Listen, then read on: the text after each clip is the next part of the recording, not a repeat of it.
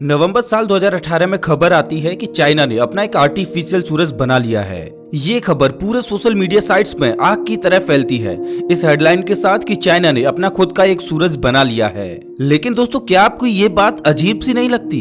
कहाँ हमारी धरती और कहाँ विशालकाय सूरज? आखिरकार एक सूरज को कैसे बनाया जा सकता है? क्या सूरज बना पाना संभव भी है? वेल, जाहिर तौर पर नहीं। तो अब आप पूछेंगे कि उस न्यूज का क्या? वेल, जैसा कि आप सभी जानते हैं कि न्यूज हेडलाइंस में अक्सर आधी अधूरी बात ही बताई जाती है और ये हेडलाइन कि चाइना ने एक सूरज बना लिया है काफी मिसलीडिंग है। तो अब सवाल ये आता है कि चाइना ने एग्जैक्टली ऐसा किया क्या है जिसके बारे में पूरी दुनिया बात कर रही है। एक और अहम सवाल ये है कि ऐसा करने के पीछे चाइना का क्या मकसद है, या फिर चाइना ने अगर ये बनाया तो क्यों ही बनाया?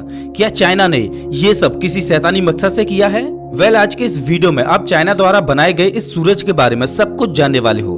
तो इससे पहले कि हम इस वीडियो में आगे बढ़ें, सबसे पहले यह जानने की कोशिश करते हैं कि चाइना के सूरज को बनाने के पीछे का मकसद क्या है। तो दोस्तों, जैसा कि आप सभी जानते ही हो कि बीते कुछ दशकों में इंसानों ने खूब प्रगति की है और इस प्रगति का सबसे अहम कारण है हमारे द्वारा बनाई गई तरह तरह की मशीनें, जिन्होंने हमारी जिंदगी को और ज्यादा आसान बना दिया है। अब इन मशीनों को चलाने के लिए हमें जरूरत पड़ती है खूब सारी एनर्जी की, स्पेशली इलेक्ट्रिसिटी की। और जैसे जैसे धरती की जनसंख्या बढ़ती जा रही है, हम समय के साथ और ज्यादा एडवांस होते जा रहे हैं और हमारी जरूरतें भी बढ़ती जा रही हैं।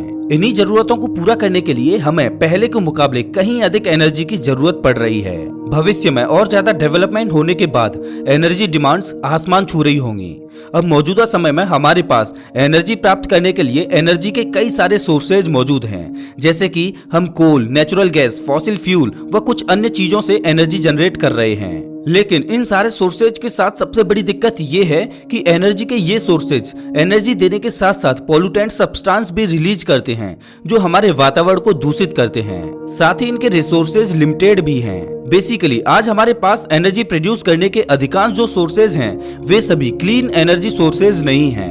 अब इसी चीज को टैकल करने के लिए सोलर एनर्जी, विंड एनर्जी और हाइड्रो पावर एनर्जी को जोरों शोरों से प्रयोग किया जा रहा है। एनर्जी के सोर्सेज कुछ हद तक क्लीन तो हैं, लेकिन इनके साथ प्रॉब्लम ये है कि ये ज्यादा एनर्जी रिलीज नहीं कर पाते हैं। इसी के समाधान के लिए न्यूक्लियर पावर प्लांट से भी एनर्जी ऑब्टेन की जाती है, लेकिन इसके साथ भी एक प्रॉब्लम है। न्यूक्लियर पावर प्लांट से एनर्जी तो हमें अच्छी खासी मिली जाती है, लेकिन इसके साथ साथ रेडियो एक्टिव वेस्ट भी निकलता है जो हमारे वातावरण के लिए काफी ज्यादा खतरनाक होता है। और अगर न्यूक्लियर पावर प्लांट को सही तरीके से हैंडल न किया जाए, व इसमें थोड़ी भी गड़बड़ हो जाए, तो हमें एक भारी कीमत चुकानी पड़ती है। Chernobyl nuclear power plant disaster में कितनी भारी तबाही हुई थी, इससे तो आप भली भांति परिचित ही होंगे। इसके अलावा साल 2011 में जापान में फुकुशिमा न्यूक्लियर डिजास्टर एक और उदाहरण है, जहां पर न्यूक्लियर पावर प्लांट हमारे लिए काफी घातक साबित हुई। अंत में हमें यही पता चलता है कि क्लीन एनर्जी के बेहद कम सोर्सेज हैं और जो थोड़े बहुत सोर्सेज हैं भी, वे उतनी अधिक मात्रा में एनर्जी प्रोड्यूस नहीं कर पाते। न्यूक्लियर पावर प्लांट से ऑब्टेन की गई एनर्जी से रेडियो एक्टिव वेस्ट निकलता है, जो एक और बड़ी दिक्कत है। अब सवाल ये आता है कि क्या हमारे पास एनर्जी का ऐसा कोई सोर्स नहीं है जो हमें खूब सारी एनर्जी दे, साथ ही उससे कोई हार्मफुल सब्सटेंस भी ना निकले? वेल, जवाब है हाँ। और चाइना द्वारा जिस सूरज को बनाने की बात कही जा रही है, वो हमें यही क्लीन और पावरफुल सोर्स ऑफ एनर्जी भविष्य में प्रोवाइड करेगा, ऐसी उम्मीद जताई जा रही है। तारे वो खगोलीय पिंड होते हैं जो इस पूरे ब्रह्मांड में सबसे ज्यादा एनर्जी प्रोड्यूस करते हैं। छोटे रेड ड्वार्फ स्टार्स जो कई सौ करोड़ों सालों तक ऊर्जा खपत करते रहते हैं, उनसे लेकर ब्रह्मांड के सबसे विशालकाय व सबसे घने न्यूट्रॉन स्टार्स तक तारों के पास सच में ही ऊर्जा का वो खजाना होता है जिसे इंसानों द्वारा चाहे कितना भी प्रयोग किया जाए वो कभी खत्म ही नहीं होगा। लेकिन विडंबना ये है कि हमारे पास अभी वो टेक्नोलॉजी नहीं है जिससे हम तारों में मौजूद अपार ऊर्जा के भंडार का प्रयोग कर पाएं। डायसन स्फीयर, जिससे तारे की सारी एनर्जी को कलेक्ट किया जाता है, ऐसी किसी टेक्नोलॉजी को बनाने में हमें कई हजार सालों का समय लग जाएगा।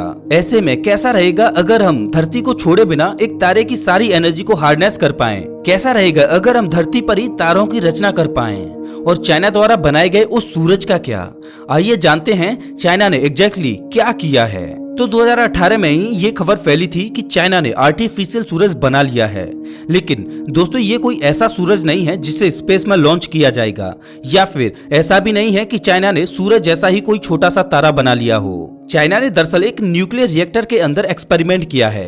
इस न्यूक्लियर रिएक्टर के अंदर न्यूक्लियर फ्यूजन रिएक्शन जो तारों की कोर में होती है, उसी रिएक्शन को आर्टिफिशियली अंजाम देने की कोशिश की है। आपको बता दें कि सूर्य की कोर के अंदर न्यूक्लियर फ्यूजन रिएक्शन ही होती है, जिससे इतनी सारी एनर्जी और हीट सूरज प्रोड्यूस करता है और अंतरिक्ष में रेडिएट करता है। तो चाइना ने इसी न्यूक्लियर फ्यूजन रिएक्शन की प्रक्रिया को न्यूक्लियर रिएक्टर के अंदर परफॉर्म किया है और सूर्य की कोर जितने तापमान को रिएक्टर के अंदर हासिल करने की कोशिश की है और ऐसा कर पाने में वे सफल भी रहे हैं। जिस न्यूक्लियर रिएक्टर के अंदर न्यूक्लियर फ्यूजन की प्रक्रिया होती है, उस रिएक्टर को टोकामेक कहा जाता है।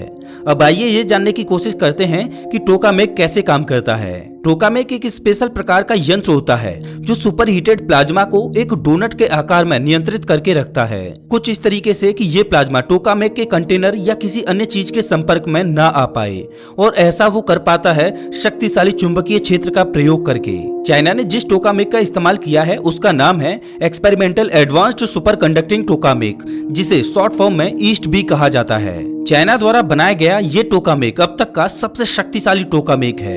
इस न्यूक्लियर रिएक्टर या कहें कि इस टोकामेक को 17.5 मिनट के लिए रन करवाया गया। इस टोकामेक में वैज्ञानिक टोकामेक के अंदर प्लाज्मा के तापमान को 10 सेकंड के लिए 100 मिलियन डिग्री सेल्सियस तक मेंटेन कर पाने में सफल रहे। 100 मिलियन डिग्री सेल्सियस बहुत ज्यादा होता है। कंपेयर करें तो सूर्य की कोर का टेम्परेचर भी महज 15 मिलियन डिग्री सेल्सियस ही होता है। इसका मतलब हमने धरती पर ही सूर्य की कोर के टेम्परेचर से 6 गुना ज्यादा टेम्परेचर हासिल कर लिया है, और ये अपने आप में ही एक बहुत बड़ी उपलब्धि है। अब हाँ, यहाँ पर ध्यान रखने वाली बात यह है कि चाइना ने किसी सूर्य को नहीं बनाया, बल्कि सूर्य की कोर से कहीं गुना ज्यादा का तापमान धरती पर ही हासिल किया है। चाइना की उपलब्धि महत्वपूर्ण इसलिए है क्योंकि हम धरती पर न्यूक्लियर फ्यूजन रिएक्टर बनाने के बहुत करीब हैं। मौजूदा समय में धरती पर जितने भी न्यूक्लियर पावर प्लांट्स हैं, वो न्यूक्लियर फिशन रिएक्शन पर काम करते हैं। न्यूक्लियर फिशन रिएक्शन में एक एटम को न्यूट्रॉन से टकराया जाता है और फिर एटम का न्यूक्लियस 2 छोटे न्यूक्लियस में कन्वर्ट हो जाता है। इस प्रक्रिया के दौरान खूब सारी एनर्जी निकलती है जिसका हम प्रयोग करते हैं। लेकिन न्यूक्लियर फिजन के दौरान निकली एनर्जी कुछ भी नहीं है न्यूक्लियर फ्यूजन प्रक्रिया से उत्पन्न एनर्जी के मुकाबले। न्यूक्लियर फ्यूजन में न्यूक्लियर फिशन के मुकाबले कई हजार गुना ज्यादा एनर्जी प्रोड्यूस होती है, और न्यूक्लियर फ्यूजन रिएक्शन नॉर्मली केवल तारों की कोर के अंदर ही होती है। इस न्यूक्लियर फ्यूजन की प्रक्रिया में अत्यधिक तापमान और प्रेशर में हाइड्रोजन हीलियम में कन्वर्ट होता है, जिससे बहुत सारी एनर्जी निकलती है। अगर हम टोकामेक के जरिए इस एनर्जी को हार्नेस कर पाने में सफल होते हैं, तो हमारे पास ऊर्जा का वो भंडार होगा जो कभी खत्म होने का नाम ही नहीं लेगा। और इसी कारणवश दुनिया भर के तमाम देशों ने ऐसे न्यूक्लियर रिएक्टर्स को बनाने पर जोर दिया है जो सूर्य जितने गर्म तापमान को हासिल कर सकें और उससे हम एनर्जी ले पाएं। टोकामेक वही आविष्कार है जो इस कार्य को अंजाम देने के लिए बनाया गया था। टोकामेक को सबसे पहली बार 1960 के दशक में सोवियत यूनियन ने बनाया था। उसके बाद जब दुनिया भर के देशों को इस टेक्नोलॉजी में पोटेंशियल दिखने लगा, तो सारे देश इसे बनाने की रेस में कूद पड़े। यूं तो आपने यही सुना होगा कि चाइना ने नकली सूर्य या कहें कि टोकामेक के अंदर सूर्य से भी ज्यादा तापमान को हासिल कर लिया है, लेकिन चाइना से भी पहले फ्रांस ने साल 2003 में टोकामेक को डेवलप करके उससे बेहद गर्म तापमान हासिल कर लिया था। The French Tore Supra tokamak France के द्वारा डेवलप किया गया टोकामेक था, जो लगभग 6 मिनट तक बेहद गर्म तापमान हासिल करने में सफल रहा था। वहीं अगर बात करें तो चाइना का ईस्ट टोकामेक 18 मिनट यानी कि फ्रांस के टोकामेक से 3 गुना लंबे समय तक परफॉर्म कर पाया था। आपको ये बात न्यूज में तो नहीं पता चली होगी, लेकिन चाइना और फ्रांस के अलावा साल 2013 में अमेरिका, चाइना, जापान, इंडिया, रसिया और साउथ कोरिया ने मिलकर international thermal nuclear experimental reactor पर काम करना शुरू कर दिया था, और माना जा रहा है कि साल 2025 तक इस प्रोजेक्ट को कंप्लीट कर लिया जाएगा। और अगर सब कुछ सही से चला तो माना जा रहा है कि ये 200 मिलियन डिग्री सेल्सियस तक के तापमान को हासिल कर पाएगा, जो चाइना के ईस्ट टोकामेक द्वारा अचीव किए गए तापमान का 2 गुना होगा।